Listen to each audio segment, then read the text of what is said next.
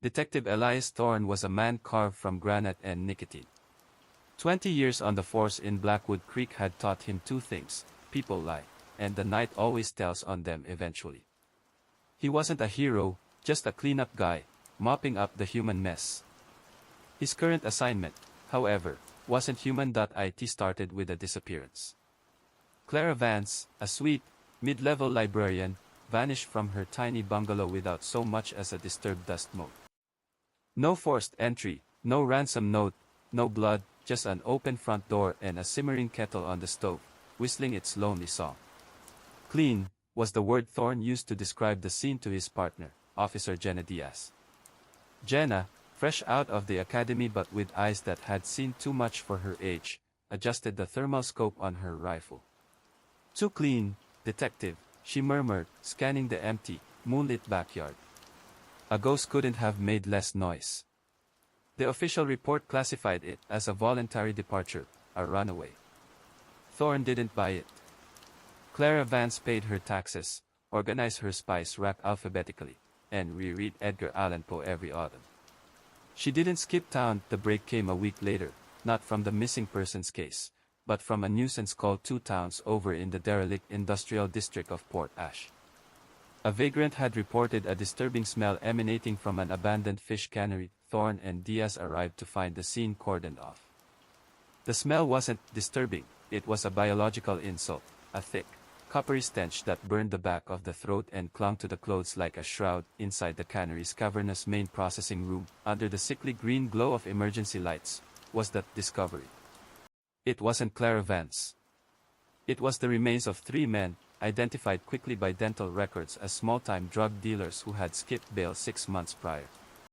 But the way they were displayed, this was the unsettling part: they weren't merely dead. They had been meticulously rendered. All major organs were removed, the abdominal cavity stitched shut with thick, black industrial thread. Every bone had been snapped cleanly, as if by a hydraulic press, and then reassembled inside the skin, turning the bodies into grotesque, boneless sacks of flesh. But the most chilling detail was the stain dot on the concrete floor. Under where the bodies had been arranged in a macabre tableau, was a large, irregular patch. It wasn't blood. Blood tests came back negative. It was a perfectly black, hydrophobic substance, thick like old motor oil but with the unsettling texture of fine, dry sand. It had seeped deep into the concrete, defying every cleaning solution and chemical scrub the forensics team threw at it. They tried acid, bleach, industrial solvents, nothing worked. It just sat there, a permanent, black scar. "We ran the material through every database, Detective," reported the exhausted forensic chief, Dr. Aris. He looked genuinely rattled. "It contains trace elements of human tissue, high concentrations of a non-naturally occurring polymer, and something else. Something we can't identify. It breaks down all our cleaning agents instantly, but remains chemically inert to everything else." Thorne knelt by the stain, running a gloved finger over the gritty surface. It felt cold, unnaturally so. He glanced at the sterile white chalk outline the CSI team had drawn around the patch. "Look closer, Doctor," Thorne said, his voice a low growl. "It's not just an irregular patch." He pulled a small, specialized blacklight from his jacket pocket, a tool he often used to spot old blood trails and bodily fluids that the regular UV lights missed. He flicked it on. Under the deep, violet-blue wash of the blacklight, the seemingly random stain on the floor took on a terrifying new dimension. The black patch wasn't random at all. It was an impossibly intricate, geometrically perfect symbol. A swirling, 7-pointed asterisk enclosed within a jagged, imperfect circle. And as the light hit it, the edges of the symbol, the parts where the black substance met the gray concrete, began to glow with a faint, internal flicker of deep, incandescent maroon. "What in God's name?" Diaz whispered, clutching her sidearm holster. Thorne stood up, the blacklight still pointed at the glowing pattern. The three rendered bodies, the missing librarian, the impossible, unscrubbable stain, they suddenly coalesced into a single, terrifying concept. "This isn't just a murder scene, Jenna," Thorne said, his eyes narrowed, the reflection of the crimson lace symbol dancing in their depths. "This is an installation. And whoever did this is coming back to check their work. The Blackwood Creek Police Department precinct was a tired, post-war brick structure that smelled perpetually of stale coffee and bureaucratic despair. Thorne had spent 2 decades there, and it felt like the walls were leeching his sanity, slow drip by slow drip, but after the cannery discovery, the precinct felt different. It felt contaminated, the impossible stain, the geometrically perfect black substance that glowed faintly maroon under the black light, had been meticulously chiseled out of the concrete floor of the cannery. It was now sitting in the department's evidence locker 3B, a heavy, perfectly flat slab of gray concrete with an unearthly black sigil embedded within it. The chief wants this slab moved to the state lab in the capital by dawn. Captain Doyle, a portly man whose face was constantly flushed with stress, told Thorne in the cramped briefing room. It's too hot. We don't have the facilities to analyze whatever the hell that thing is. The FBI is sniffing around, too. Thorne leaned back, the springs of his chair groaning in protest. He lit a cigarette, ignoring Doyle's irritated cough. And what about the 3 men who were filleted and stitched, Captain? And what about Clara Vance? We're just handing the whole case over. We're handing the evidence over, Thorne. We keep the missing persons and the homicides. But that thing. Doyle gestured vaguely towards the wall separating them from the evidence room. It's giving the techs nightmares. They tried to photograph it, the digital images keep coming out scrambled, like static interference. Jenna Diaz, who had been quietly reviewing the cannery floor plans, spoke up. Detective, I noticed something else at the cannery. The air vents. They were spotless. Completely scrubbed down, like someone used a professional cleaning crew. But they were covered in a fine layer of dust before we arrived, according to the first responders' log. They scrubbed the ceiling, but left their calling card on the floor, Thorne muttered, taking a drag. That doesn't track. He looked at the evidence tag number for the slab, PWC 011025, sigil. A low, cold knot tightened in his stomach. The perp wanted them to find that symbol. He wanted them to take it. I'll personally oversee the transfer tonight, Thorne declared, crushing his cigarette. I don't trust a civilian transport team with something that breaks down acid. It was 2 a.m. when Thorne and Diaz began the process. Evidence Locker 3B was an old walk-in freezer unit, converted for storage. The lock mechanism was stiff and loud. As the heavy, steel door creaked open, a wave of profound, unnatural cold rushed out, chilling Thorne to the bone despite the building's warm heating.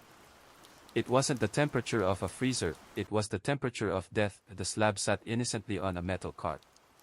The ambient light of the hallway didn't touch the black sigil, it seemed to absorb all photons, appearing as an absolute void. Help me load it onto the dolly, Jenna, Thorne instructed, pulling on heavy-duty gloves. As they lifted the heavy concrete, Diaz gasped. Detective, look at the cart.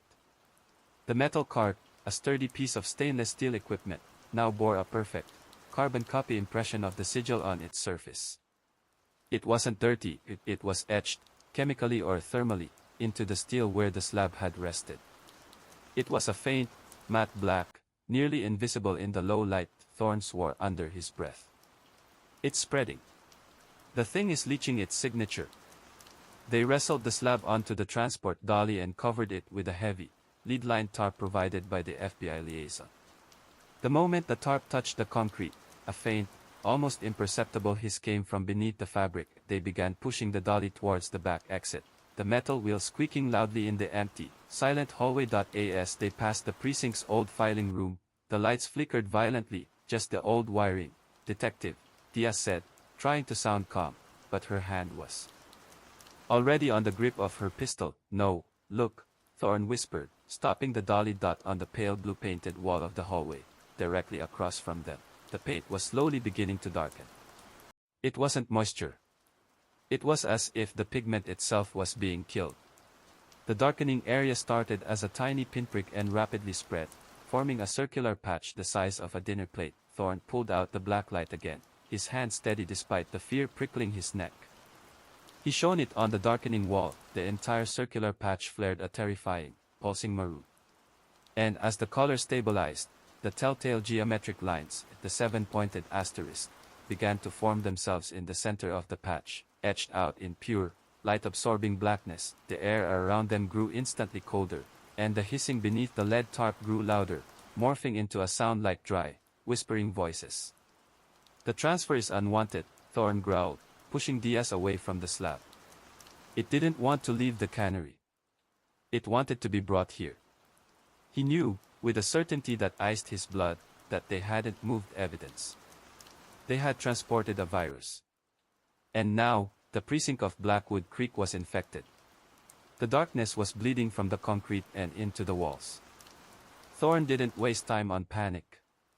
He slammed the emergency lockdown button for evidence locker 3B, sealing the infectious slab and the freshly materialized sigil on the wall across from it.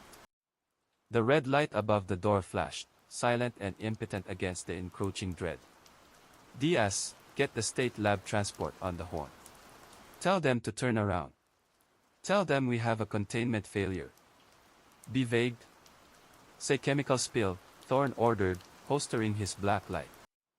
"We are not moving this thing until we understand what we brought into our house."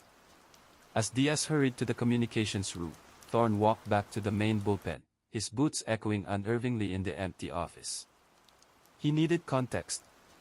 This wasn't a random symbol, it was too precise, too purposeful. And the fact that it chose the precinct walls as its canvas suggested a deep, intimate connection to the building itself. Thorne headed straight for the dusty, archaic records room, a chaotic repository of the department's forgotten history. He pulled the building schematics, dated 1954, and cross-referenced them with every major incident report linked to the precinct premises. He was looking for something old. Something that bled into the concrete decades ago. He found it in a thick, leather-bound ledger labeled Internal Disciplinary and Maintenance Notes. The pages were brittle and smelled of mildew. Thorne flipped through the mundane notes on plumbing leaks and uniform requisitions until he found a series of entries clustered around 1978. Date, April 1978. Incident, termination of mate. Worker, redacted name. Reason, unstable behavior. Repeated unauthorized access to locked storage areas. Claimed that walls were speaking in shadows. Final warning issued, date, May 1, 78. Memo, mate. Worker R. Vance, no relation to missing person, found deceased in the basement boiler room. Apparent suicide via carbon monoxide poisoning. Note recovered. Contents sealed and transferred to captain's custody. Case closed. Thorne froze. R. Vance. Same last name as the missing librarian, Clara Vance. A relative. Blackwood Creek was a small town, it was possible. But the entry that followed gave him a cold jolt of recognition. Date, May 5, 78. Maintenance report, replacement of 12-foot section of concrete flooring in old record storage, current evidence locker 3B. Substantial deterioration noted. Contractor noted a large, oily, black stain that resisted all chemical treatments. Stain was excavated and removed to town landfill. Thorne slammed the ledger shut. The location. The description. It was the exact same stain. The original stain had been in the exact spot where the current slab, PWC 011025 sigil, was now stored. He pulled out his phone and made a quick call to Dr. Aris at the forensics lab, who was still officially processing the 3 rendered bodies. "Aris, I need you to cross-reference the tissue traces you found in the blacklight stain with the DNA profile of R. Vance, the maintenance worker who died in 78. Check the sealed records, get a court order if you have to." Thorne, the man committed suicide almost 50 years ago.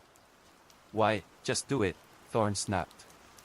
"I think the stain isn't just a chemical anomaly, doctor. I think it's a residual biological signature.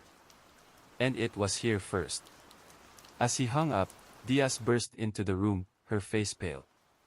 "Detective, the lights in the south hallway went out completely. And I just ran the surveillance footage from the past hour. The camera directly across from 3B, it didn't record the sigil appearing. It recorded nothing. Nothing. Static for exactly 3 minutes. But listen to this," she held up her personal audio recorder. I set this on my desk to record our shift notes. It was running when the lights went out. Diaz pressed play. For a moment, there was just the gentle hum of the building and the faint static of the recorder. Then, the sound of the lights popping out, and then, a sound that wasn't static. It was deep, wet, and guttural. It sounded like a massive, air-starved organ attempting to inflate a wet, sucking pulse, and beneath the pulse, clearer than the squeak of the dolly wheels, was a low, dry whisper. It was too fast, too distorted to make out the words, but the cadence was unmistakable. It wasn't human. It was speaking directly from the hallway. Thorne felt the skin on his arms crawl into goosebumps. He looked down at the maintenance ledger, open to the page where the dead man claimed the walls were speaking in shadows. It didn't just infect the walls, Jenna, Thorne said, his voice dropping to a dangerous whisper. It is the walls. We sealed the evidence, but we didn't seal the precinct. He pointed to the maintenance ledger. The maintenance man, R. Vance, he saw it 50 years ago. He knew what was growing in the foundation. Now, we need to find out what he wrote in that sealed suicide note, because I have a feeling it wasn't about depression. It was about a warning. The suicide note of R. Vance, the maintenance worker, was not where it should have been. According to the 1978 ledger, the sealed contents were transferred to the captain's custody. Captain Doyle, the current precinct chief, swore on his career that the captain's office archive had been cleared out and digitized during the 90s remodel. If it was important, it's on a floppy disk somewhere, Doyle said, wiping sweat from his brow. The unusual chill radiating from the south hallway was now noticeable in the captain's office. Despite the heavy mahogany furniture, Thorne ignored him. Vance's note was sealed, Captain. That means it was non-standard. It wasn't for public record. Where do you put things you don't want the state to see? Doyle pointed to a dusty, institutional green safe recessed into the wall behind a framed commendation plaque. That was the old personal safe. Hasn't been opened since '98. The combination is probably lost. Find the combination, Thorne commanded, his eyes fixed on the safe. Now. While Doyle frantically called the locksmith, Thorne and Diaz returned to the records room, focusing on R. Vance's past. They found his personnel file, a thin folder documenting a quiet, meticulous man with a perfect service record until his final month. He worked the night shift, Diaz noted, reading the log. Every night for 5 years. He would have been alone here in the dark. Thorne picked up a greasy, thumb-printed card from the file. It was Vance's old maintenance access card. A crude, hand-drawn symbol was scratched into the plastic beneath the magnetic strip. It was the 7-pointed asterisk, the sigil. He didn't just see it, Jenna. He was drawing it, Thorne said. He was trying to communicate it. The locksmith finally arrived, a nervous man who smelled strongly of peppermint. After 30 agonizing minutes of whirring and clicking, the steel safe door sprang open with a heavy thud inside. There were no floppy disks. Just 3 things: a faded bottle of Captain Doyle's grandfather's whiskey, a yellowed newspaper clipping about a successful police raid in 1965, and a single, sealed manila envelope, marked simply, of Vance, May 1st, 78, eyes only. Thorne tore the brittle seal and pulled out the contents. It wasn't just a note. It was several pages, written in a shaky, tense script, clearly penned over a long period. The suicide note excerpt. They said I was cracking up. They said I heard things. But the walls, they remember the things done here before the floor was poured. They remember the things they fed it. It started small. Just a black smudge. A stain I couldn't scrub, but then I started to see the geometry. Not circles and lines, but shapes that hurt to look at. Shapes that defied the light. They are growing from the foundation. They are hungry. They want to be seen by the structure. I tried to stop it. I tried acid. I tried fire. It only made it angrier. It started making the noise. The pulsing. The whispering. The captain said the bodies were gone, that the ground was clean. But I know what they poured down the old sewage line when they built this place. It needs the code. It needs the proper key to be fully born. I found the sequence written into the old fire log. I've taken the key, and I've sealed myself away. If they find this, tell them to never, ever speak the 7 words. The precinct is not a building. It is a mouth. Thorne's breath hitched. The bodies. The captain mentioned bodies poured down the old sewage line. That's not in any history book, Detective, Diaz whispered, staring at the note. The code, Thorne muttered, running his finger over the word. The code. The 7-pointed star. 7 words. Suddenly, Dr. Arisa's voice crackled through Thorne's radio. He sounded hysterical. Detective Thorne. I have the preliminary results on the tissue trace from the black stain. The non-human polymer it's a mix. A mix of synthetic materials from the 1950s, old industrial sealant, formaldehyde, and tissue from multiple species. Human, porcine, and several strands we can't classify, but they all show signs of extreme decomposition, and a shared genetic marker with R. Vance. The stain is R. Vance's family, or what they fed him to. Diaz gasped. Thorne ignored the implication. He focused on the note. I found the sequence written into the old fire log. The fire log was kept in the basement, next to the boiler room where R. Vance had died, the same boiler room that led to the old sewage line. Jenna, the code isn't a combination. It's a key. And Vance sealed it somewhere in the basement, Thorne said, grabbing his flashlight. If we figure out what the 7 words are, we might figure out what it is they built this precinct on top of. As they headed for the basement steps, the lights in the entire station dimmed, humming a low, distorted chord. The air grew heavy, thick with the oily smell of the black stain. They could hear the faint, wet pulse now, vibrating through the concrete floor beneath their boots. The precinct was listening. And it was waiting for them to speak the code. The stairwell leading to the basement was a forgotten artery of the precinct, smelling of damp earth and disused machinery. The temperature plummeted with every step, the air becoming so cold and heavy it was difficult to draw a full breath. The pulsing sound, first heard on the audio recording, was now loud and tactile, a slow, deep thump-thump vibrating through the iron railing and the concrete steps. It sounded like an enormous, submerged heart struggling to beat. The maintenance man died down here, Detective, Diaz whispered, her hand wrapped tightly around her flashlight.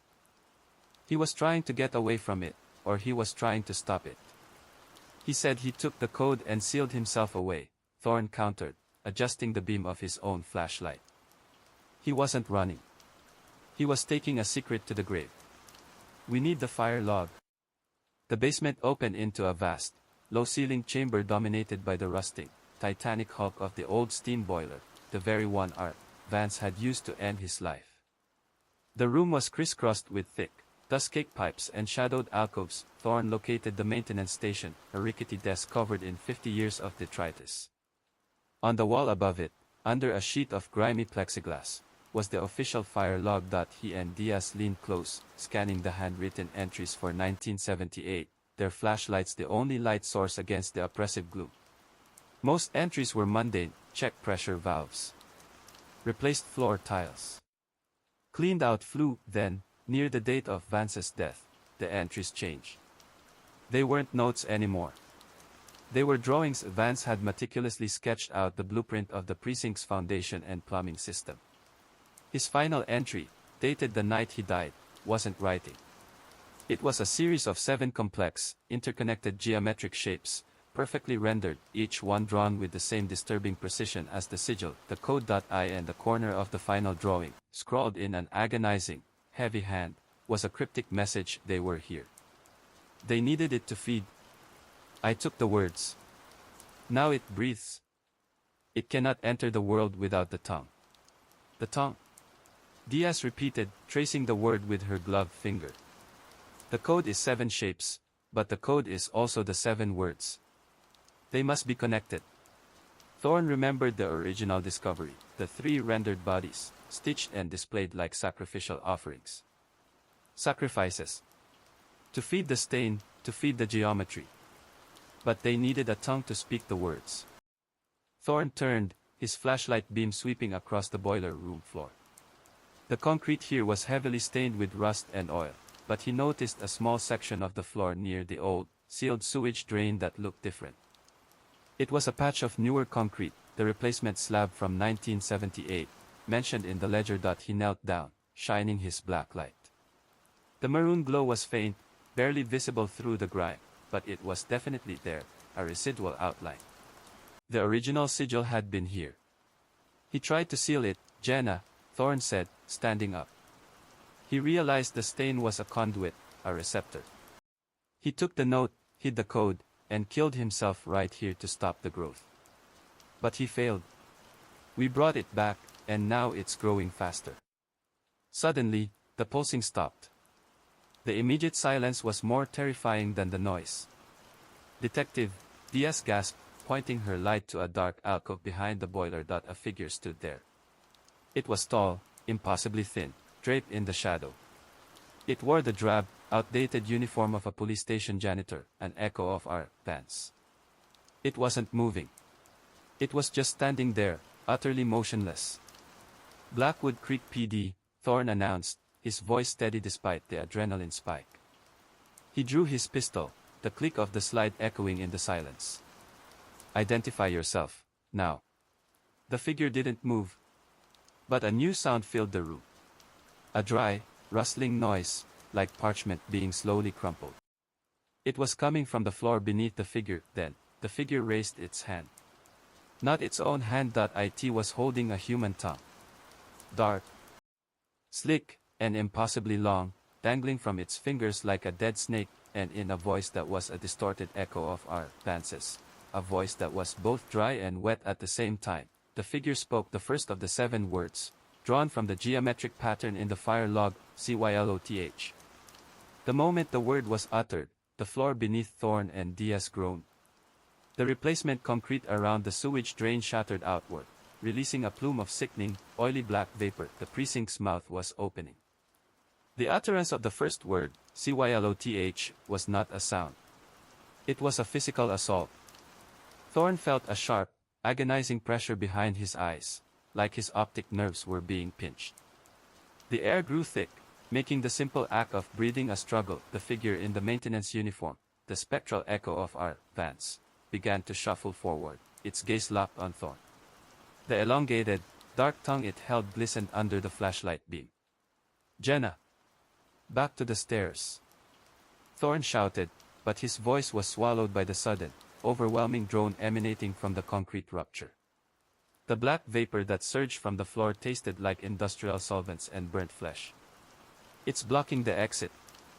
Diaz yelled back, firing 2 controlled shots at the figure. The bullets, standard issue 9mm rounds, struck the phantom janitor squarely in the chest.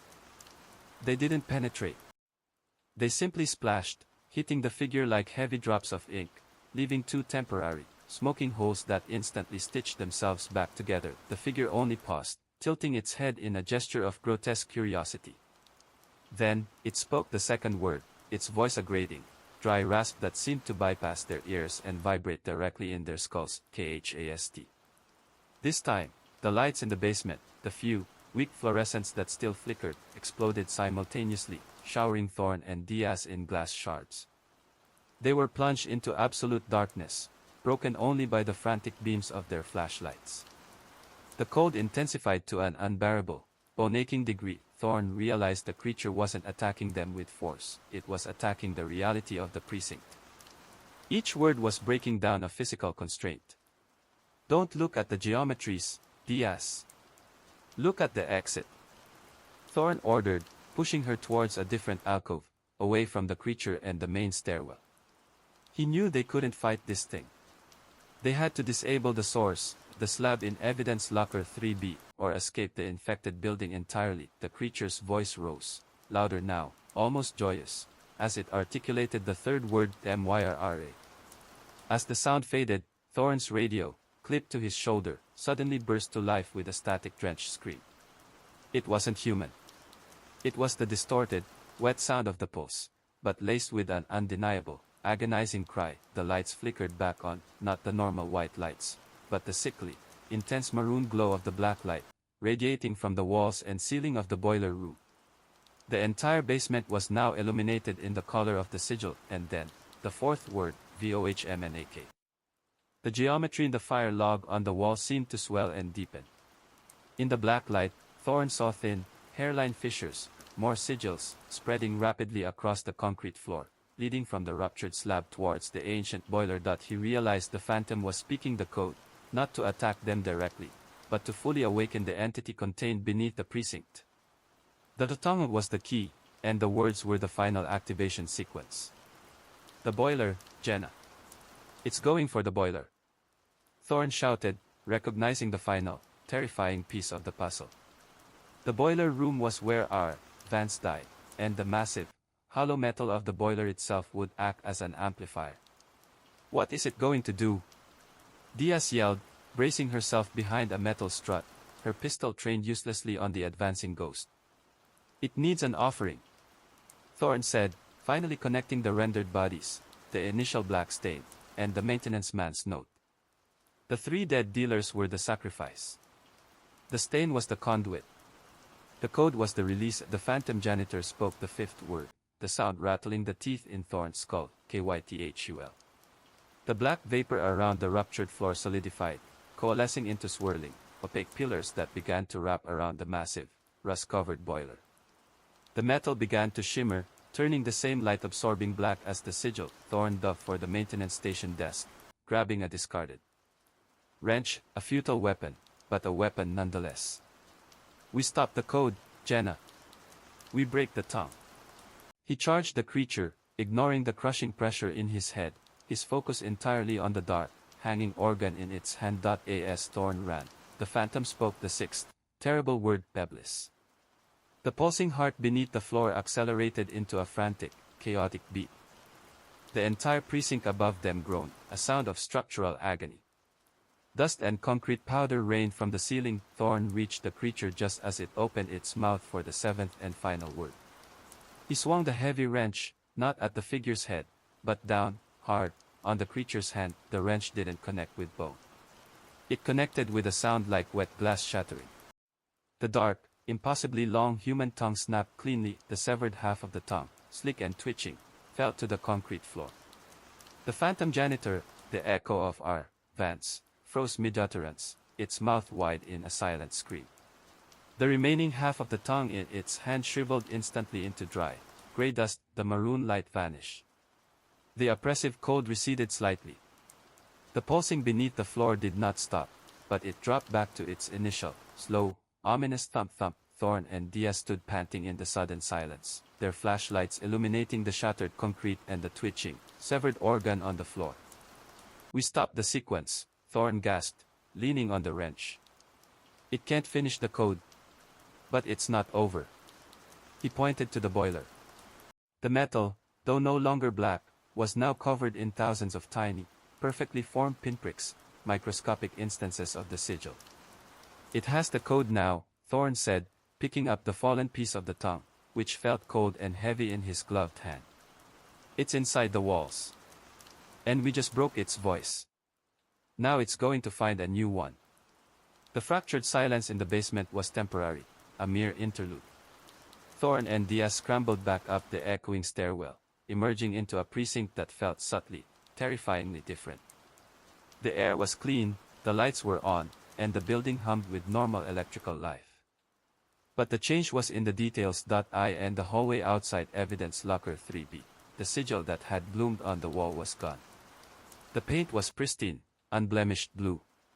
Even the faint scratch marks left by the locksmith's tools were absent. It erased the evidence of its arrival, Diaz whispered, running her hand over the smooth, cold paint. It's like it never happened. Thorne felt the unsettling weight of the remaining half of the dark, severed tongue in his jacket pocket. He knew better. He led Diaz to the communications room. The maintenance man's code was based on physical structure, concrete, plumbing, the old logbook, Thorne explained, his voice low and strained. But that was 1978. Now, the walls don't just have wires, they have fiber optics. It needs a new way to speak the final word. He focused his attention on the bank of department servers, the glowing green and red lights of the network monitors, and the silent, recording surveillance system. It's not trying to break out physically, Jenna. It's trying to finish the ritual through the easiest conduit available, the digital network. Suddenly, the department's main radio frequency, usually reserved for dispatch, crackled to life. It wasn't the usual static. It was a rhythmic, pulsing thump-thump, the sound of the entity's heartbeat, now broadcast across all police channels. Then, a synthesized voice, metallic and smooth, cut through the thrumming.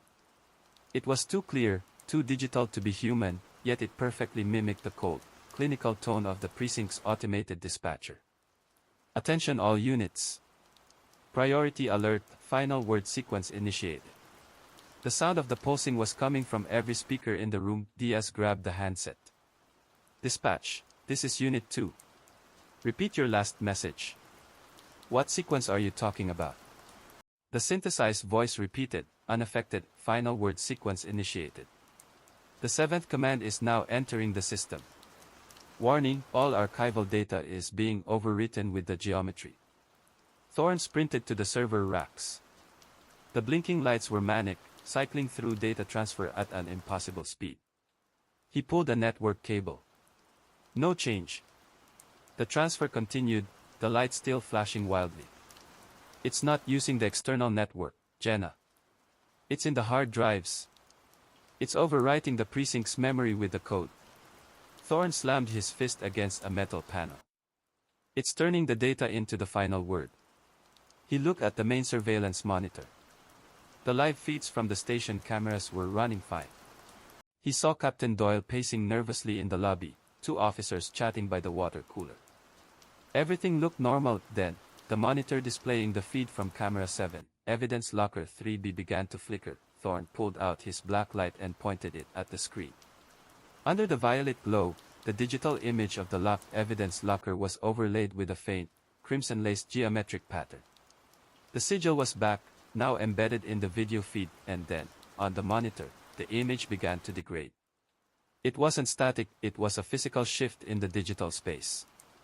The image of the locker, the walls, the steel door, they began to bend, stretch, and fold inward on themselves, contorting into an impossible, painful geometry that mirrored the shapes Vance had drawn. A sudden, sharp pulse rocked the room, stronger than any before. Diaz yelled, pointing at her own police cruiser laptop, which was sitting on her desk.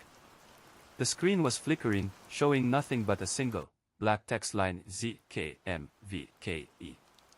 The first 6 words. Diaz realized. ZYLOTH, KHAST, MYRRA, VOHMNAK, KYTHUL, Eblis.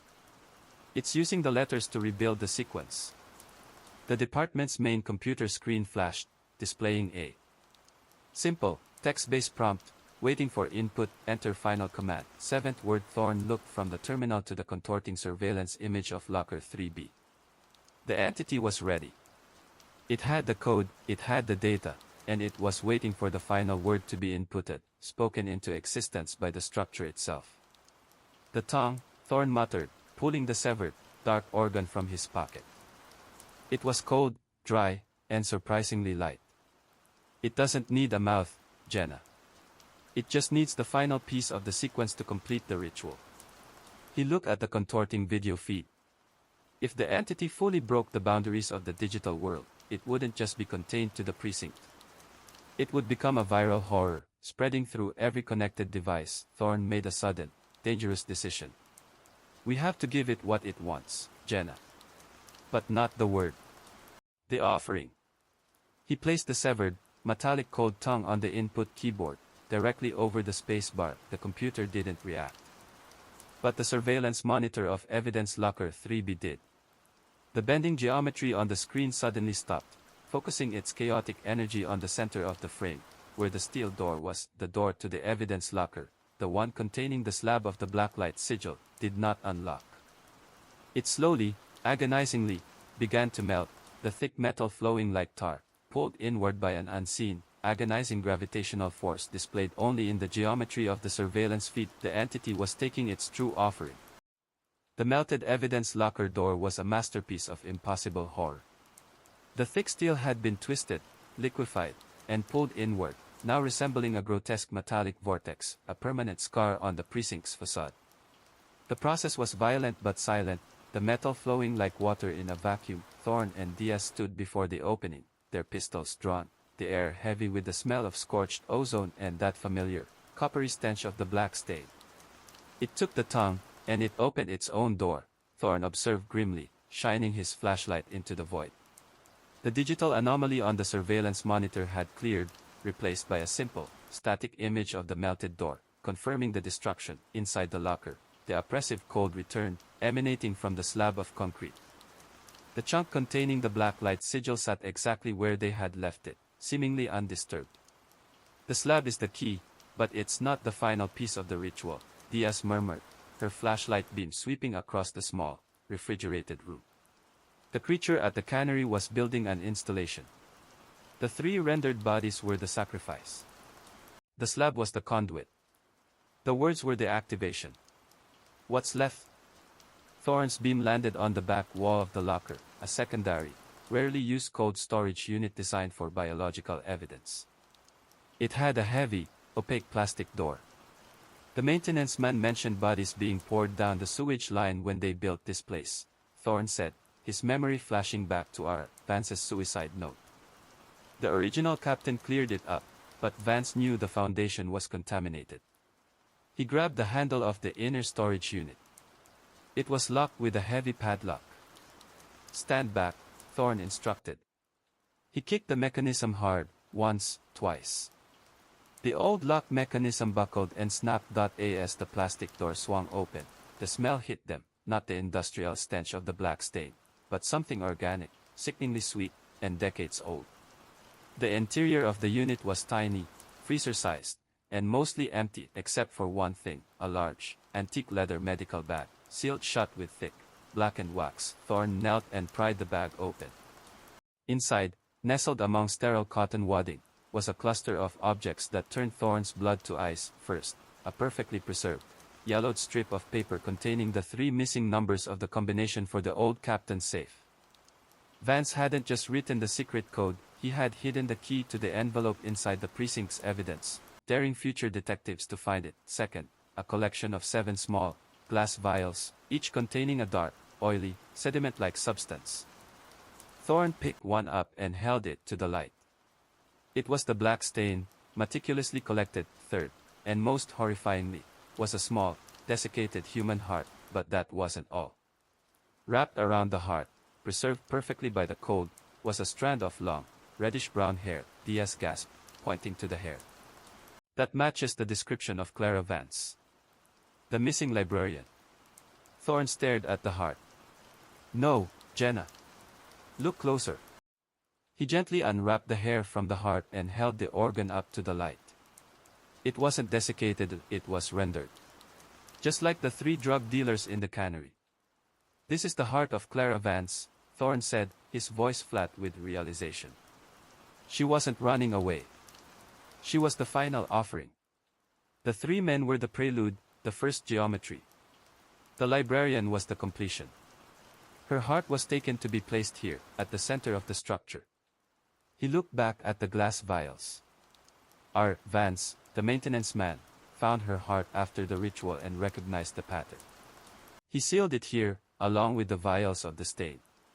He knew what they were doing to the precinct. He lifted one of the vials, the black sediment heavy and still. This isn't just a stain. It's concentrated essence. The tongue was a decoy. The code was for the entity. But the heart is what links the entity's spiritual form to the physical structure of the precinct. Thorne and Diaz had not stopped the ritual. By bringing the slab back to the precinct, they had merely helped the entity connect its ancient, geometric power to its long-forgotten, final offering. Suddenly, the cold storage unit door slammed shut, plunging them into absolute, suffocating darkness. They heard a new sound, a sound that wasn't physical or digital. It was the scraping of metal on concrete, followed by a heavy thud directly in front of the cold storage door. Thorne tried the handle. It was held fast. It sealed the locker from the outside, Diaz whispered, her voice tight with terror. Thorne fumbled for his blacklight. He shone it on the interior walls. They were not made of metal, they were concrete. And under the maroon glow, the rough, porous surface was suddenly visible in agonizing detail. Thousands of hairline fissures were spreading across the concrete, forming an intricate, swirling geometric pattern. They were trapped inside the heart of the precinct, the chamber where the entity was now fully manifesting. Then, a low, rasping voice spoke, not from outside the door, but from the air directly above them. It was Vance's voice, tortured and broken, but this time, it was speaking from within the fabric of the walls. You found the offering. Now, you must become the witness. The small, dark confines of the cold storage unit became a cage. The air was thick, suffocating, and permeated by the coppery, saccharine scent of the rendered heart. You found the offering.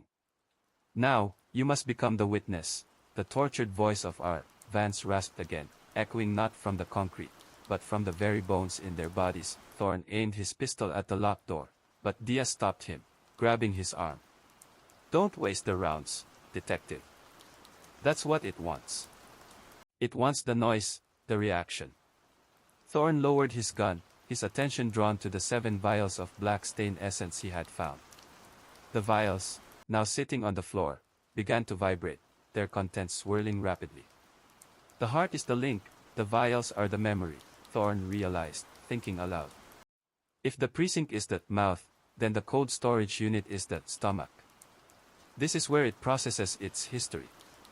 He pulled out the old maintenance ledger from his jacket, flipping to the 1978 entry. The old captain ordered the bodies cleared from the sewage line before the concrete was poured. But Vance's note said the captain didn't clean it. He only poured something else over it. As if triggered by his words, the concrete walls around them began to pulse with the maroon blacklight glow. The geometry of the fissures deepened, and the voice of Vance returned, now multiple voices, overlapping and chaotic. They promised silence. They promised the earth would drink it, the voice shrieked. But the earth rejected the geometry.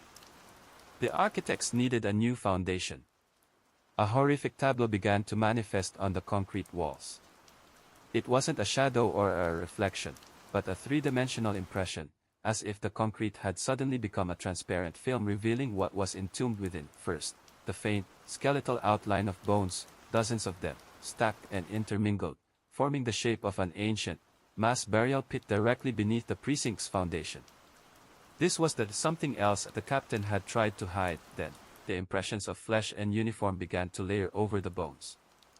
Thorne recognized the faded, heavy wool of late 1940s police uniforms, intermingled with civilian clothing. These were the precinct's original secrets. The 3 dealers, Clara Vance, Vance, they're all recent offerings, Diaz whispered, her eyes wide with terror, fixed on the archive of suffering in the walls. But this is the foundation. The walls were showing them the precinct's genesis, a decades-old mass grave the local government had paved over to build the station. But the geometric entity, the sigil, had not originated with the 3 dealers. It had been growing here for generations, feeding on the unhallowed resting place beneath the floor. As the vision intensified, Thorne noticed something else. Embedded within the geometric patterns and the skeletal figures were faint, glowing lines of copper. Copper, Thorne breathed out. The cannery had a thick, coppery stench.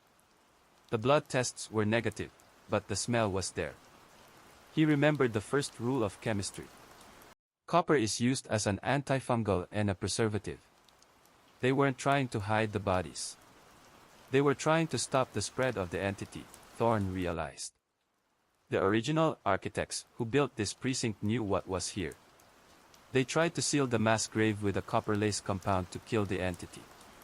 The black stain is the entity's reaction, its defense against the copper poisoning. Vance's voice wailed in affirmation. The poison failed. The geometry consumed the copper. Now it yearns for the final architect. The one who built the cage.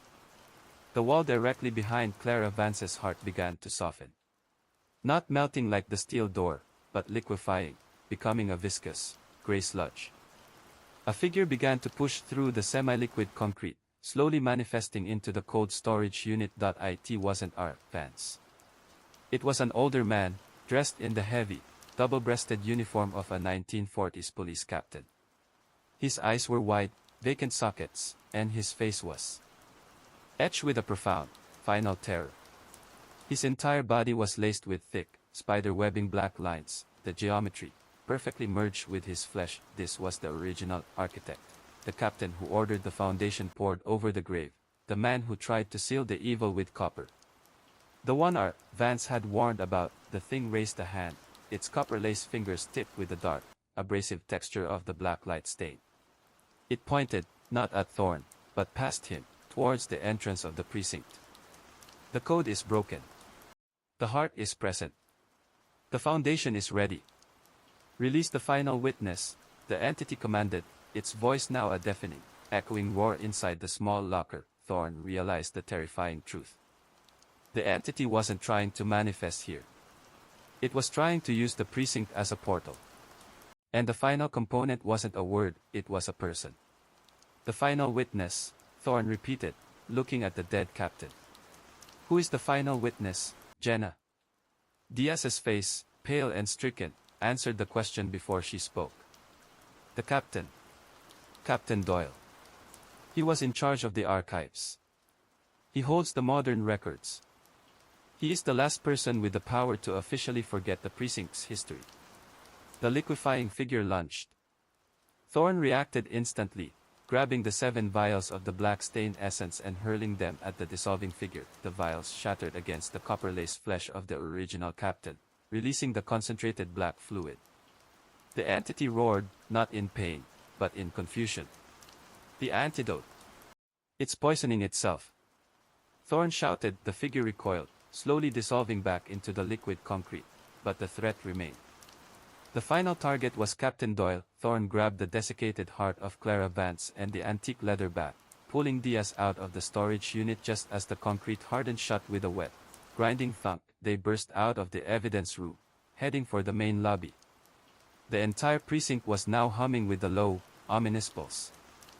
Thorne and Diaz burst out of the evidence hallway and into the main lobby. The entire space was vibrating, the low, powerful pulse now deafening.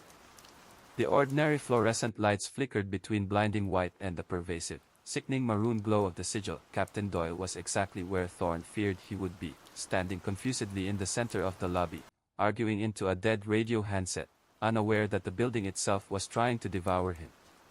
Captain Doyle. Get out. Now. Thorne screamed, sprinting across the polished linoleum floor, Diaz close behind. Before Doyle could react, the 2 officers who had been chatting by the water cooler, the final witnesses Thorne had seen on the security feed, suddenly stopped talking. Their eyes rolled back, and a sound of tearing canvas came from their throats. They weren't possessed, they were being commandeered.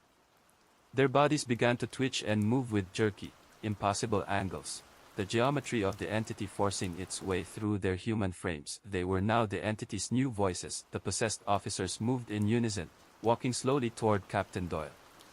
As they walked, the sound of the sigil's words began to grate from their throats, forming the final, terrifying sequence. Point 1 Officer rasped the first 3 words, each syllable tearing at his vocal cords. ZYLOTH. KHAST. MYRRA.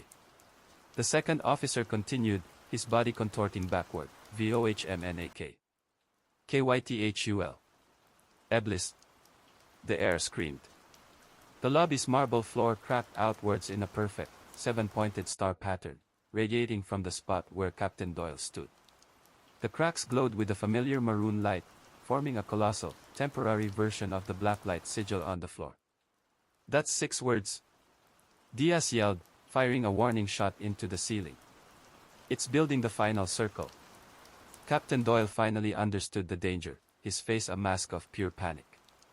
He tried to run, but the possessed officers blocked his path, trapping him in the center of the glowing, geometric star. The first officer placed his hands on Doyle's shoulders, his touch leaving a temporary, black stain on the captain's white shirt.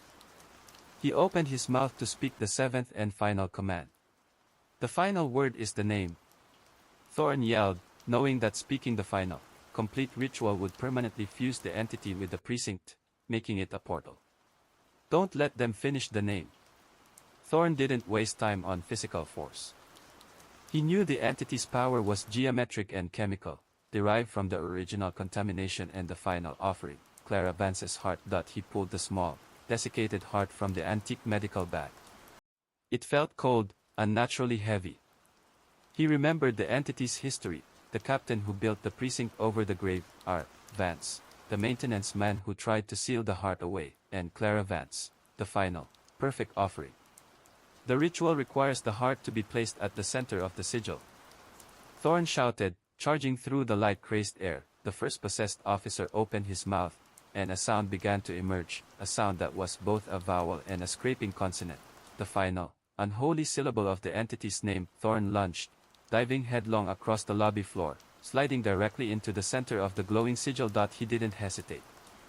He slammed Clara Vance's heart down onto the marble floor, exactly where Captain Doyle had been standing. The effect was instantaneous and catastrophic. The glowing sigil on the floor didn't stabilize, it reversed. A massive, silent suction pulled the light inward, reversing the cracking of the marble floor, which slammed back together with a violent, grinding sound.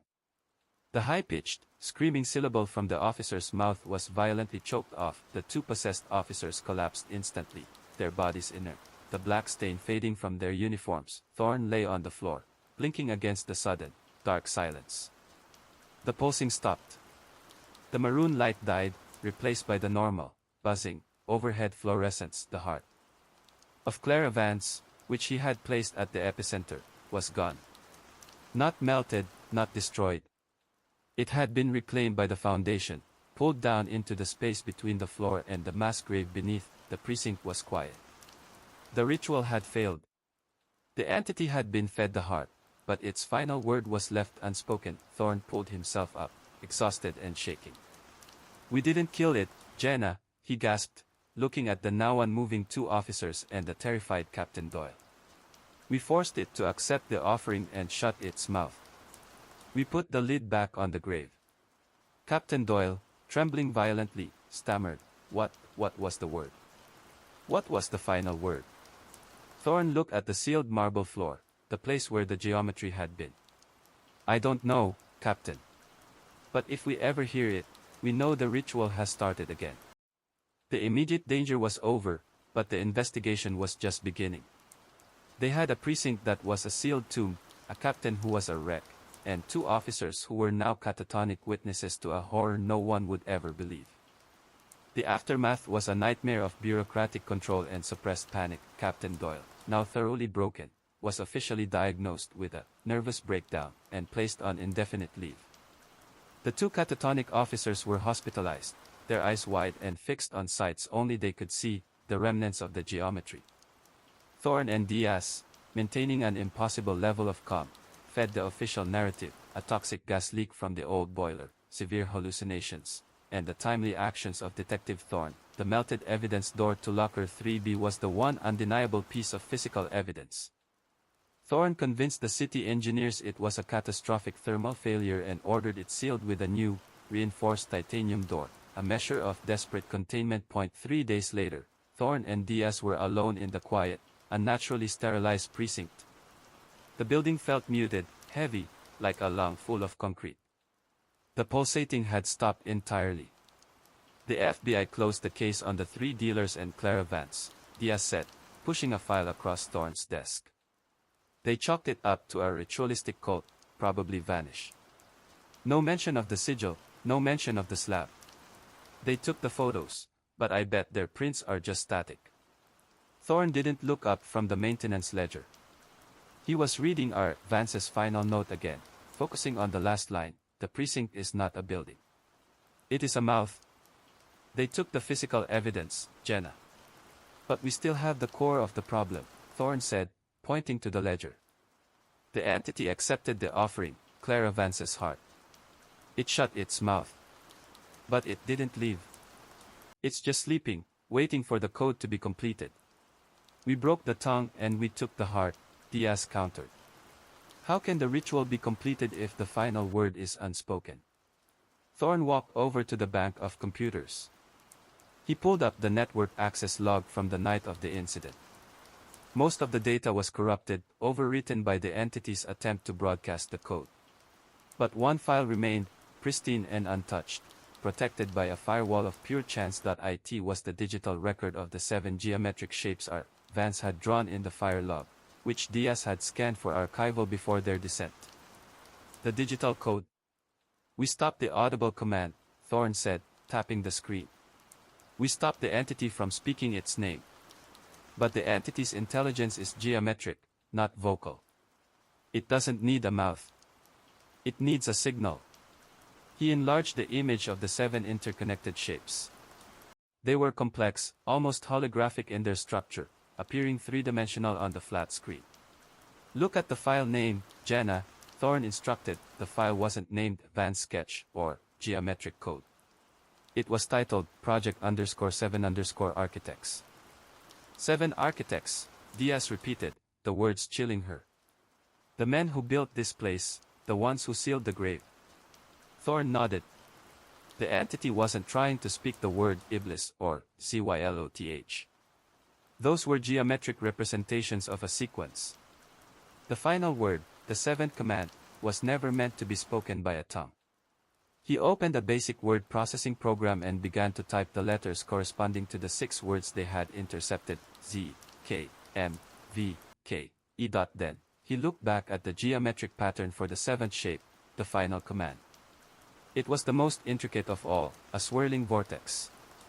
It doesn't spell a word, Jenna. It spells an instruction, Thorne concluded, his voice barely a whisper. The entire ritual was designed to find someone who would read the final command and execute it. The command is a single, chilling word, derived from the geometry itself. He typed the 7th and final letter, completing the sequence on the screen. Z. K, M, V, K, E, T. The unspoken command, Thorne said, his eyes distant. The geometry translates to one final instruction. T stands for, terminate. The entity's final word was not a name, but an action. The complete ritual wasn't meant to open a portal, it was meant to give the entity the power to destroy its greatest constraint, the precinct's physical integrity. The screen of the computer, displaying the sequence C, K, M, V, K, E, T, did not glow maroon. It simply, immediately, went black. Then, the department's main clock, the large circular clock hanging above the captain's empty desk, began to tick backward, its hand spinning wildly against the dial. Not just the clock in the lobby, but every digital clock in the precinct began to rewind time at an impossible speed. The building wasn't being destroyed. It was being reset. What is it doing?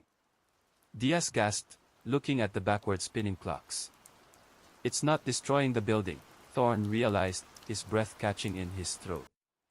It's erasing the last 3 days. It's eliminating the contamination. It's turning back the clock to the moment we brought the slab back into the building. The precinct groaned, louder and deeper than it had during the ritual. A low, wet thump echoed from the foundation. The entity was settling back into its silent sleep, having purged the environment. Thorne knew the horrible truth. The entity, now knowing its final command was terminate, was giving them a warning. Leave me alone, or I will use the final command. When the clock stopped spinning backward, the building was silent. The titanium door to locker 3B had reverted to the original, melted steel. The 2 possessed officers were back at the water cooler, chatting normally, with no memory of the past 3 days. Captain Doyle was back at his desk, perfectly healthy, oblivious to the nervous breakdown he had just suffered. The timeline was reset. The horror never happened except for one thing, Thorne's hand was still on the computer mouse. And the file labeled Project_7_Architects, the one containing the T, was still open on the screen, a tiny, defiant digital scar in the newly pristine memory of the precinct. Thorne leaned back in his chair, the weight of the last 3 days, and the unspeakable knowledge, settling heavily on his shoulders. He was the only one who remembered the truth. He was the precinct's unwilling, terrified guardian. The world had reset when the clock stopped spinning backward. The precinct was exactly as it had been 3 days prior. Captain Doyle was on the phone, haranguing the state lab about paperwork. The 2 officers were laughing at the water cooler. The lights were a normal, clinical white. The melted evidence door was, once again, the perfectly sealed, locked steel door of locker 3B. The horrifying, crimson-laced geometric sigil was nowhere to be seen. Detective Thorne was the only one who remembered the 3 days of terror. He sat at his desk, watching the mundane reality unfold, his hands resting on the keyboard displaying the single, horrifying word, terminate. He deleted the file. He deleted the access logs. He purged the system of any trace of the geometry and the unspoken command, but he couldn't purge his memory. The truth was now a permanent, internal scar. Jenna Diaz walked up to his desk, looking refreshed. "Morning, Detective. Anything on the Vance case?" Thorne looked at her, seeing the ghost of the terrified woman who had stood beside him in the basement, but saying nothing of it. "Negative, Diaz." Leads went cold. "The FBI is taking over the missing persons component. They'll probably file it as a voluntary departure." He knew Clara Vance's heart was now entombed beneath the concrete, a final, successful offering to the entity. Thorne glanced at the titanium door to evidence locker 3B. It was the original steel door, but in his mind, he could only see the melted, metallic vortex.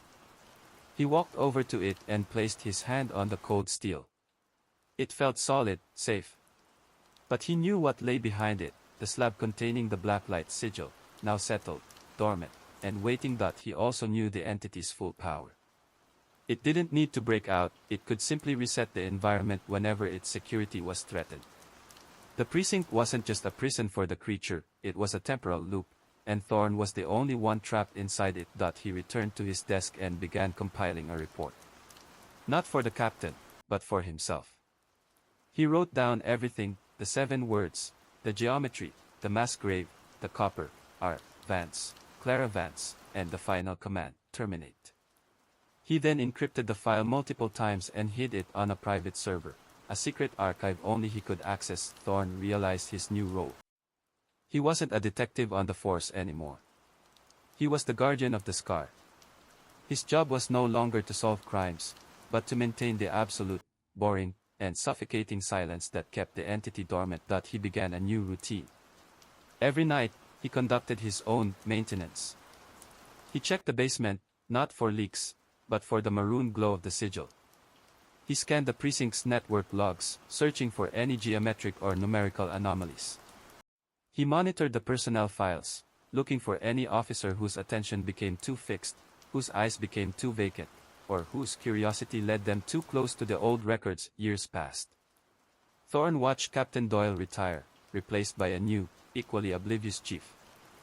He watched Jenna Diaz accept a transfer, escaping the psychic weight of the building she didn't realize she carried. Thorne grew older, the nicotine stains on his fingers deepening, the lines on his face etched not by time, but by perpetual vigilance. He was a sentinel, constantly listening to the subtle, heavy thump-thump that he still sometimes heard late at night, the faint, quiet pulse of the massive, submerged heart beneath the Blackwood Creek precinct. He knew that if anyone ever seriously tried to analyze the contents of Locker 3B, if any curious mind ever stumbled upon Vance's old records, or if any new incident ever required the precinct to acknowledge the secrets buried beneath its concrete, the entity would wake up, and the final command, terminate, would be broadcast, not to destroy the building, but to destroy the timeline, resetting the world back to the point of contamination, over and over.